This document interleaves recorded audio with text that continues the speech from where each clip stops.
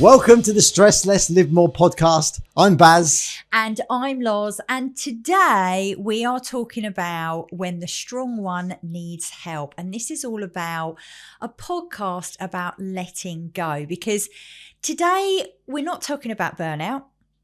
We're not talking about business strategy. We are talking about a real life thing that happened to us that literally changed our life and flipped it in a heartbeat, didn't it? Who's the strong one? You are. Thank you. That's who we're it's all about you today, Baz. We're talking all about you. Because 1 minute we were celebrating Vegas and renewing our 20 years wedding. Absolutely. And then the next minute, you're being rushed into emergency surgery.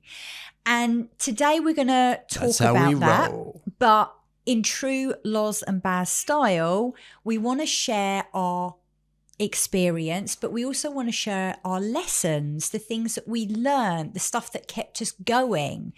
And so today I'm going to be interviewing Baz. And he's going to be interviewing me. So you can see it from both perspectives. Because when you go through situations like this, you've got the person having the surgery in the moment doing that. But also you've got their partner, their friends, their family, seeing it from the outside viewing. And it's just really nice to understand we all go through things differently in life. Yeah. And it doesn't matter whether you're a business owner or whether you're a professional or whoever it is, sort of listening. I know that you're going to get something really valuable from today. It's a good one. It is a good one. But what you've got to remember from Baz and I's perspective is we are obviously husband and wife and we run our business rock solid. It's just us. There's nobody else. We're the ones bringing in, the money. We're the ones keeping the roof over our head. And so when that's compromised by ill health, automatically it's going to throw up a few fears and concerns, not just for you, but also in terms of, running the business. Yeah. And some people might say, oh, well, health comes first. Yes, it does. But there are other considerations. Yeah, you still need to earn a living. You still need to put the roof over your head, still need to pay your bills. You still have clients to serve who are paying you money to do that. Absolutely. So go on. Hang on a second. Bit of a background then. Baz, don't take out your mic. Getting excited. Bit of a background. Baz and I went to Las Vegas just recently and we celebrated 20 years of marriage. Every 10 years, Baz and I renew our wedding vows. It's kind of like a little thing that we've decided to do. And I get a new ring. It's like a medal of honor, like a badge of honor, I think. What do I get then? You did get something this year. I got a bracelet. I got you a bracelet. And what did I have inscribed on it? The lyrics to our song that we walked down the aisle to. And what is that song? Andy Williams, Something Stupid. No, it's not Barry. It's Van Morrison, Have I Told You Lately That I Love You? Yeah, that one. That's what I walked down the aisle to. We walked back from the aisle, though. To Andy Williams. I love you, baby. And our first dance was? Right. Our first dance was? Mr. Bojangles. That was kind of It was kind of. Our official first dance was Something Stupid by Robbie Williams and Nicole Kidman. There you go. Yep.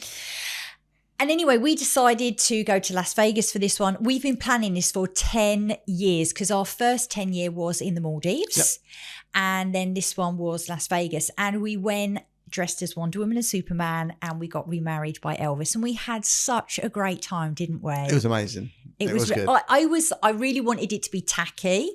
But do you know what? The Elvis we had just made it so fun, didn't he? He actually sounded like Elvis. And there was quite a good resemblance to the way he dressed and looked like Elvis. Yeah, he was absolutely fantastic. There were so many Elvises on the strip who was just like from all around the world kind of Elvises, wasn't there? He was brilliant. And I had a veil which weighed like 9 stone. It was so heavy. And yeah, we just had such a great time out in Las Vegas. We went to the Sphere. We went to see the Wizard of Oz, which was awesome. And we sat and had some food in some fantastic restaurants, especially Old Red. Big up for Old Red. We love that place. And we went to the Ariat store. Anyone knows I love Ariat. Ariat, if you want to give me a sponsorship, I'll be more than open to that. You are wearing all Ariat today, aren't you? Yeah, I am actually. Ariat top, Ariat jeans, Ariat boots. Pow. Cost me a fortune. And anyway, we came home and we got back into client work. Yep. And then that was on the Saturday. So we had Sunday, obviously relaxing, chilling. Then Monday, back into client work, obviously using our nice fees necessary method. And then on the Wednesday. It started Wednesday. You started to feel unwell. So my first question to you then is, Baz, what were the first signs that something was wrong for you?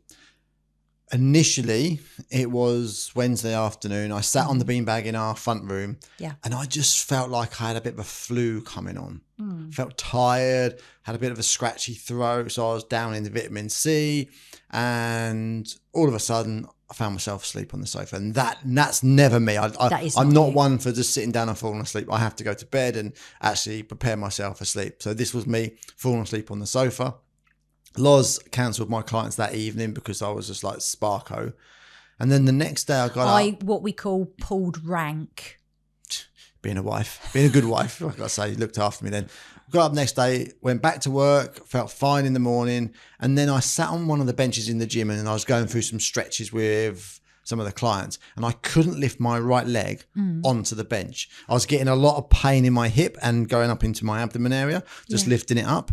So I had to lift it up with my hand. I thought, that ain't right. No. So I messaged Loz. Loz went on Dr. Google and found out it could be my appendix. So I phoned 111, and in the UK, it's like our on-call doctor surgery, basically. It's the only time that Google was right. And I phoned them up, and they said, you need to be down the walk-in centre, down the local hospital in an hour. So we just shot off and went down there. That was the first experience of what was going on. Obviously, we had a couple of trips to hospital. So we had the first initial one down to Dover Buckland. Yeah, they done an assessment, and then they sent me back to the major hospital, which is to William Harvey. Yeah. And then I got an assessment there, and they said, yes, your appendix needs to come out. So let me just rewind a little bit because I want to know what was going through your mind on the drive to the hospital. So first of all, what was on your mind when you were driving to Dover where they just said, we need to see you in the next hour? Oh, crap. I'm going to be sat there for blooming ages and hours and hours. It's wasting my time. There's nothing really wrong. It's just tight muscles, and I'm just going to be wasting my time sitting down there doing nothing. And then you were told, we don't really like pain on the right-hand side. It could be your appendix. And they said, you now need to go to William Harvey immediately. And they said you couldn't drive, I had to drive. What was going through your head at that moment when you had a little bit more clarity on what it could be? I'm hoping they don't have to cut it out. I hope they're wrong. Yeah. I hope they're wrong. They can just maybe give me some antibiotics or something like that, and it will just have an infection. I've probably just got a pulled muscle or something like that. They might be wrong. Why did you not want them to be right? I don't want surgery. I don't want to go under the knife. I don't want to take bits off me, because my first instinct, if they take my appendix out, because I knew the appendix had a little bit to do with your immune system, and it does help with the digestion system. I know it doesn't have a massive role, but that role might be a vital thing for keeping my immune system up more, because I'm not one for getting ill. I don't do illness. Yeah. And that might be the little bit that's stopping me from getting ill. And if they take that out, I might be one that gets ill now. Yeah, that's interesting, isn't it? Yeah. And I suppose there's a level of feeling of out of control in that moment. And there was a bit of me thinking, if they take my appendix, can I keep it? You want to keep it in a jar? I want to keep it in a jar. Yeah. But obviously, I'm not allowed to keep that. It's mine. It come in my body. But I just want to unpick that response and that question there that you said about, you know, there is that element of not being in control. And especially for someone who people would view you as being, you know, really strong, really grounded, you know, almost stoic in some of your approaches to life. How did that feel for you not being in control? It was another chance for me to learn to surrender. Because I follow 4 words in my life. I trust, I surrender, I allow, and I receive. So I follow those 4 words, and it's just another way of me experiencing and learning to trust, surrender, allow whatever's going to happen, and receive the outcome of whatever it's going to be. And it's surrender is such a powerful word for me nowadays, and it's such a freeing word. And this experience was just another way of me testing this surrender experiment. Because when we got to the hospital, they sent us to major decisions unit, didn't they? And we waited there. I mean, we're like experts in waiting now, aren't we? And we saw the registrar there, and they said, we are 99% sure it's your appendix, but we don't have any beds for you. And you need to come tomorrow morning at 8 o'clock. Well, they said we could stay in the hospital overnight, or we can go home. There's no problems with you going home. So I thought, I'm going to go home and see if I can get some sleep. And how did you feel when they said they are pretty much sure and you're probably going to need surgery tomorrow? How did that feel for you? As soon as they said it, it's a process of me just accepting it. Yeah. Because you can't change it. They're the medical experts. They know what's going on. And you've just got to accept it. If you start fighting it and just having that conflict in your head, it makes that situation so much harder to deal with. But as soon as you accept it and surrender to it, it's free, and you go, I just got to go with the flow. Yeah. Just got to go with it. And then fast forward, sort of the next day. I know you woke up at 4 a.m. absolutely in agony. You went back to hospital. Were you worried at any point that, because I personally know that I was concerned, and I said to the nurse, is this going to rupture overnight? When you woke up at 4 a.m. with horrendous pain, were you in any fear that it might rupture at all? No fear. No? What's the point of being in fear? Yeah. Fear doesn't solve the problem. I knew I was going to go back to the hospital, and we could go up there at any point, and they said, your slot is still going to be open. You just walk in, tell them who you are, and we go straight into the queue again.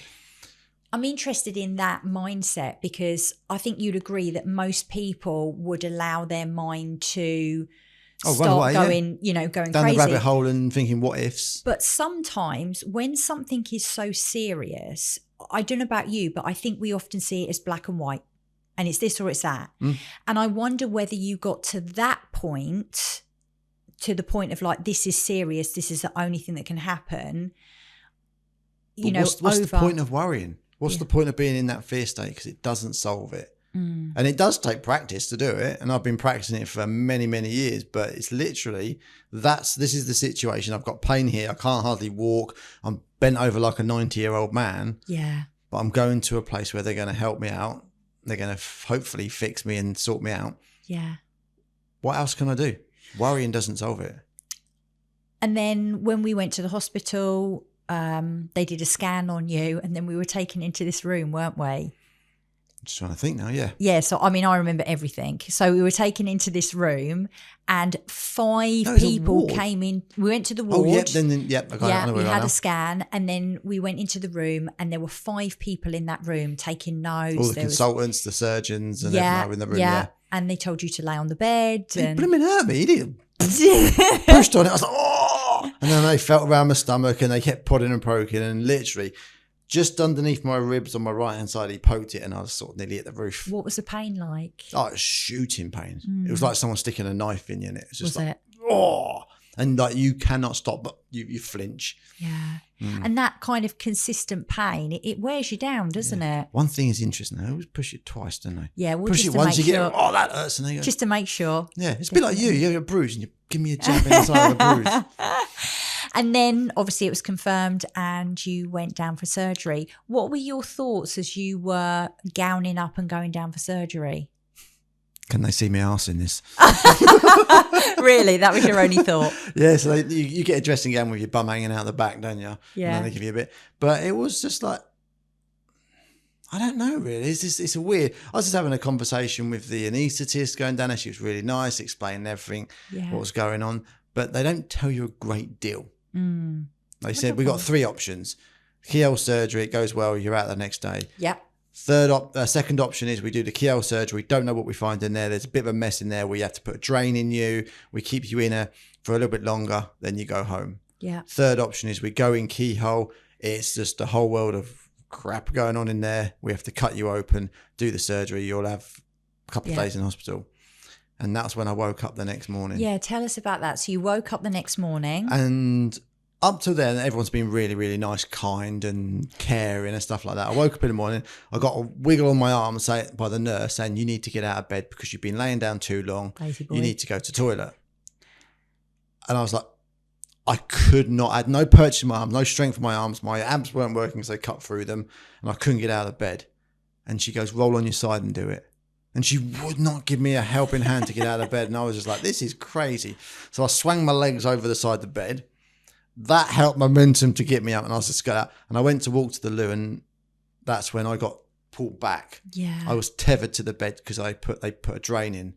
And as soon as I saw the drain, I was like, crap, that's option 2. Yeah.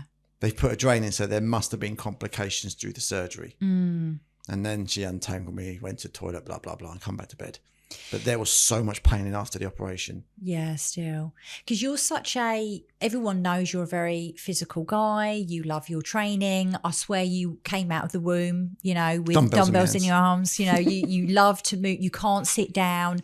And literally that was basically taken away from you. That's the most frustrating bit. That's what I was going to say. How does that feel for somebody who's so active to almost be in that situation? Well, as soon as I went to the toilet and come back to bed, that drain was in there. I started doing my leg lift, move my toes around. I just wanted to get blood pumping around my body. Yeah. But every time I stood up, this was just in agony. But it's yet again, you got to embrace it, accept it. It's part of my journey. Yeah. You don't want to rush into things, but there's always stuff you can do. Yeah. You can move your hands. You can move your arms. As long as you don't embrace your core, there's always stuff you can do. I can do breath work. Yeah. So there's always stuff I can do that is going to stimulate my mind and my body. So you've been asking me loads of questions, Loz. I want to hear it from your point of view. I like asking questions. So it comes from my old police background. Yeah. So what was you doing on the 19 question? What was it like watching this unfold from your point of view? For me, watching it unfold was a bit of a roller coaster, to be honest with you. If I'm honest with you, I went into police mode. And when I call police mode, it's like, right, what needs to be done right now? Let's just focus on that. Mm-hmm. I was really worried for you. My main concern was it was going to burst and you were going to be, completely out for the count. I didn't like seeing you in pain, but I have to admit I went into complete and utter police mode. When you say out for the count, does that mean like die or? I don't think there was anywhere in me that I thought you might die. That's a little bit morbid, but no. People die from appendix. Of course they do, most definitely. And I knew how serious it was. I do remember after you'd come back from the ward. There was a point. Sorry, I just rewinded it. But there was a point between you going down for surgery and then coming back to the ward. So they were like, it will only be about an hour and a half, 2 hours. You were down there for about 4.5 hours. They lost me, didn't they? They lost you. So I was ringing up the ward that you were meant to be on. And I was saying to him, is Barry Ash come back yet? Don't know who he is. No idea. Haven't got a clue. And I'm like, right, okay. And there was a point where I was like, is he still in surgery? Is he okay? Is he still alive? I literally had no idea what was going on. I would have come back and haunt you though, Loz, if I didn't make it. I know you would. And I finally managed to get in contact with theatre and they were like, oh yeah, Barry Ash, yeah, we know him. And I'm like, okay, like, has he been having a laugh with everybody? They're like, yeah, he'll be back up soon. And I remember coming to see you and just like holding your hand and just being like, I'm so glad you're here. I saw you be wheeled in. I was like, like that. And then when I left you, because I was told to leave, I got in the car and I literally just broke down. So how did you manage your emotions throughout that whole roller coaster, as you call it? I went into police mode. that there's no fancy thing. What I call police mode is that I'm just like, right, what do I need to deal with right here, right now? This is where we are at this moment. There's no point, as you say, thinking forward into the future, because that's just a waste of energy, when you're there. So it's like, what am I dealing with? What's going on right now? And I remember saying to you, and Stephen Furtick said this a few weeks ago, next 5 minutes, next breath, next 5 minutes, because that's how the hospital makes you deal with things. It's like, right, you do the blood test. What's the next thing? Next thing is a scan. What's the next thing? You see a doctor. And you just have to focus on those next 5 minutes, next 5 minutes, next 5 minutes. I always say focus on what is rather than what could be. That scan was a weird thing though. CT scan. Oh, they are weird, aren't they? Half in a polo, and they put this dye in you or this injection in you. It makes you feel like you're weeing yourself. Yeah. It's like, it's a bit weird. But yeah, it's an interesting thing. So was there any moments through there that you had any gratitude or some sort of clarity moments that really stood out to you in that? Because it's quite a scary time for you, maybe. Yeah, I mean, the thing I was grateful for was the nurses and everything that they were doing. And, we also have a very cheerful demeanour about us. So everybody kind of treated us really lovely. So I don't know what you did to that nurse, Barry, when I wasn't around, to be perfectly honest with you. Work me charm and everything. Clearly your charm didn't work because she told you to get out of bed on your own. But for me, even when I look back, like just seeing you, like being apart from you was so difficult because we spend every time together, and I am a complete control freak. And, if I could have been, I would have been there in surgery holding your hand.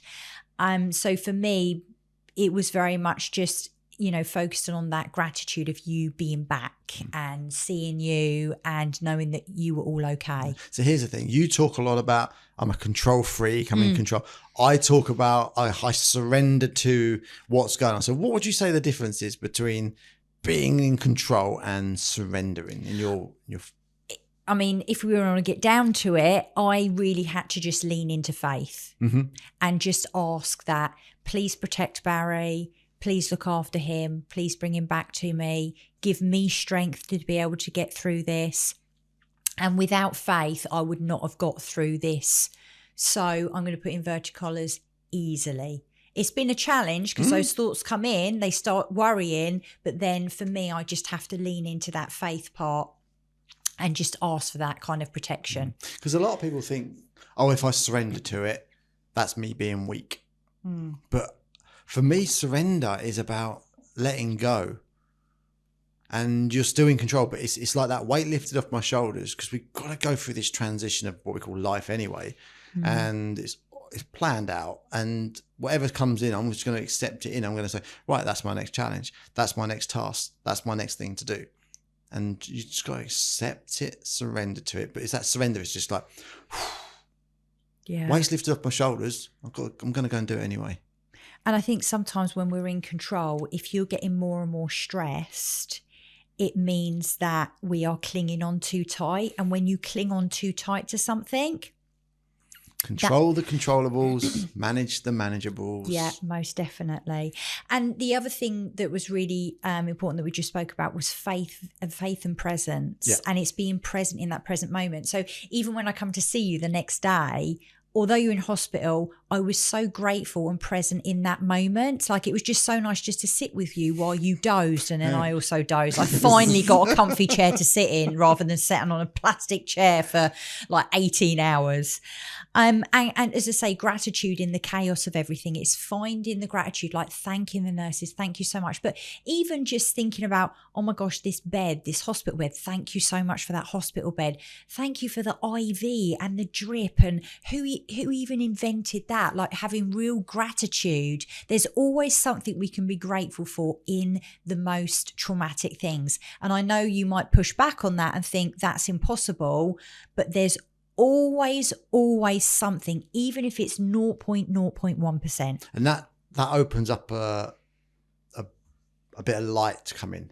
And I think if we can find the gratitude in any given set of circumstances, it opens that light to see things are going to be all right. Yeah. Because if we can't see the gratitude, it's a dark place to be living. I want to talk a little bit about, just before we go on to reflection questions, about resilience and recovery. Mm-hmm. Because after the surgery, you were still in an incredible amount of pain on the Monday, on the Tuesday, and eventually went to doctors on the Wednesday. And I don't think you'd mind me saying, but you literally broke down in tears in the doctor's office because you were still in so much pain. You slept on the sofa. You hadn't really slept. You couldn't get upstairs into bed. That, some people would say, that's an incredible amount of resilience through, that period. What kept you going when you were in so much pain that you couldn't even get off the sofa?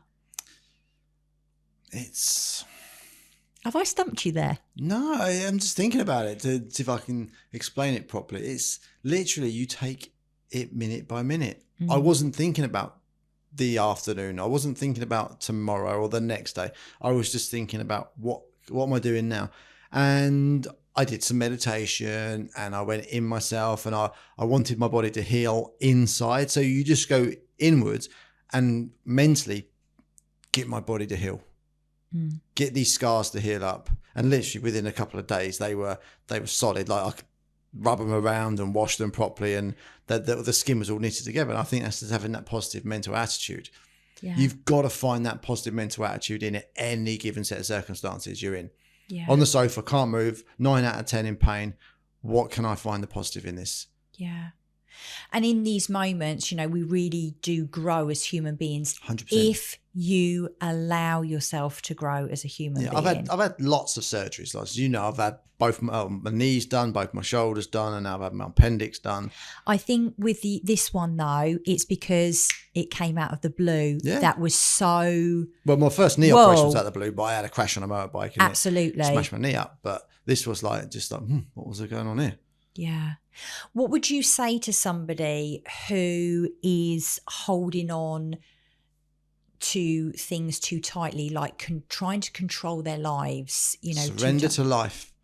Life is going to play out the way it's going to play out. You can manipulate it so much, but if you just let go and surrender to it, and I'm not saying surrender, sit back on your bum and do nothing, but when these opportunities or these situations come at you, embrace them, go with it, and just open up to the possibility of what is around the corner from it. Because every time we go through these situations, we are learning something about ourselves, about the world we live in. Yeah. What's the biggest lesson you've learned before we start to wrap up? Biggest lesson, patience. Patience, patience, patience. And what have you learned specifically about patience? You've got to let go, and your body will do what it needs to do. And the mind is the thing that stops the body from mending. Yeah. Or the mind is the thing that helps the body from mending. And it's about controlling those narratives that we are creating in our head. And all the time I sat on the sofa, all I was thinking about was healing my body. I was visualizing all the cells coming together, the soft tissues coming together and mending and becoming really, really strong. And I was just visualizing that. And when I go into that visualizing state, the pain goes from a 9 out of 10 to about a 5 out of 10. Yeah. Because I am just shifting where I'm focusing my energy. Yeah, I love it. Well, I've talked a lot today, Loz. You have talked a lot. Thank you so much, Barry, for letting us, interview you and talk to you. You're welcome. And I hope that you enjoyed this session, this, podcast. We really wanted to kind of explain, because there was so much that we could pull from this whole, situation that happened to us, and we really wanted to share that with you. And you all know Barry as being this strong, fierce, sort of guy, and it was taken from him so quickly, and life happened so very quickly. It feels weird you saying that about me. What's that? I'm strong, I'm this and that. Why? Just don't see it. Just don't see it. But that's what you are. That's what everybody sees you as, and but that's why it was such a shock really for interesting everybody. That people see you differently to see the way you see yourself. That's another podcast. That is another podcast. We need to talk about that on the podcast. We are, but we're going to wrap up now. We want to thank you so much for watching. I want to thank Barry for allowing us to interview him. I only went through that to have a decent podcast. This is true. And thank you to Ben and Rach, who produce this podcast, who are absolutely phenomenal at what they do. do. I've been Loz. You've been Baz. You've got one life. Live it. Make it count. And we'll see you on the next one. You stole my line.